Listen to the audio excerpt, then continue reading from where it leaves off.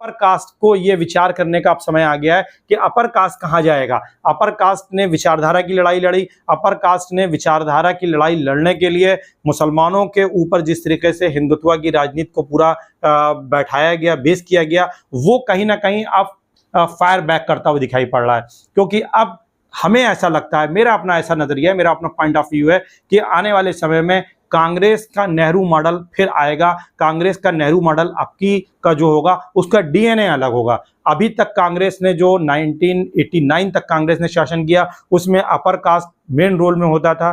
दलितों का और मुसलमानों के समर्थन से ये सरकारें बनती थी, कांग्रेस शासन करती थी और मैक्सिमम बेनिफिट जो है अपर कास्ट को मिलता था।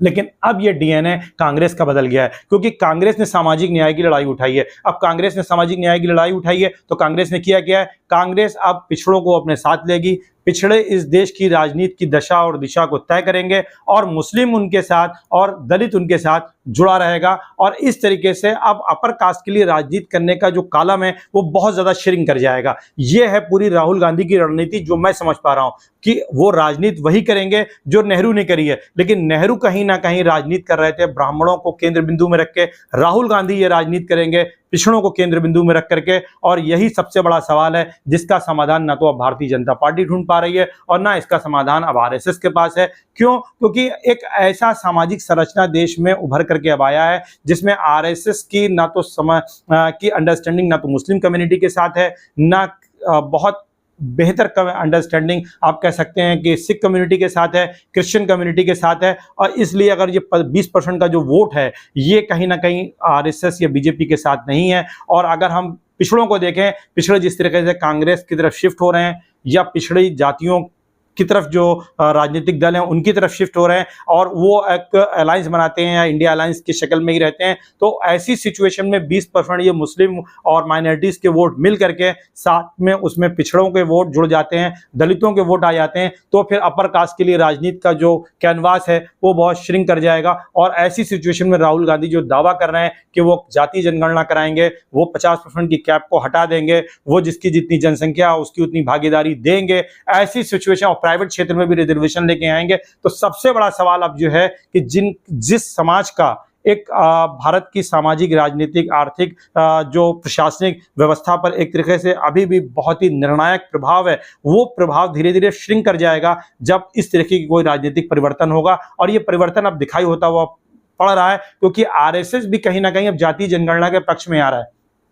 और जब जाति जनगणना होगी तो उसका अगला पड़ाव रिजर्वेशन ही होगा, इससे आप इंकार नहीं कर सकते हैं। इसलिए विचारधारा के इस पूरे गेम में, इस विचारधारा की इस पूरी लड़ाई में कहीं ना कहीं मुसलमान तो जहां था वहीं खड़ा है। सबसे बड़ा सवाल अब जो है वो अपर कास्ट के सामने है, क्योंकि वो उसके पास लूज करने के लिए सब कुछ है, लेकिन पिछड़ों के पास पूरा एक तरीके का आप देखें कि सारे अफसर हैं उनके पास, और वो अफसर उनके year by year, election by election बढ़ते जा रहे हैं। और मुसलमान समाज जहां पे खड़ा था, वो जहां आज़ादी के बाद था, आज भी उतना ही है। सरकारी नौकरियों में उसका रिप्रेजेंटेशन 2 से 3% है, और वो 2 से 3% आज़ादी के बाद से लगातार बना हुआ है, क्योंकि उस जब आज़ादी के बाद एक बड़ी संख्या में जो मुसलमानों को सेवा में से निकाला गया, उसके बाद से मुसलमानों का रिप्रेजेंटेशन जो है कभी भी 2 से 3% से ज़्यादा नहीं हुआ। आप अगर देखेंगे बिजनेस में, वहाँ पर भी वो नहीं है। सच्चर कमेटी की रिपोर्ट के अकॉर्डिंग मुसलमान दलितों से भी नीचे स्थिति में आ गया। तो ये पूरा गेम यानी टारगेट मुस्लिम कम्युनिटी को बनाया गया, लेकिन हमें ऐसा अब लगता है कि टारगेट बनाने में कहीं ना कहीं पॉलिसी में कुछ ऐसी मिस्टेक हुई, जिसका शिकार अब लगता है कि आने वाले समय में उसकी कीमत जो है अपर कास्ट को उठानी पड़ेगी। कैसा लगा मेरा एनालिसिस? ये मेरे अपने विचार हैं। अगर किसी को कोई भी मेरे विचारों से असहमति हो तो वो कमेंट कर सकता है।